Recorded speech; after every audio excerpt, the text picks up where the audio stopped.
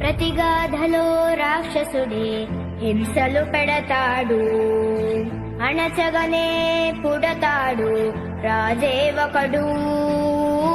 శత్రువునే కడదేర్చే పనిలో మన రాజు, హింసలనే మరిగాడు మంచిని మరిచే. ఆ నీచుడి అంతు చూశాడు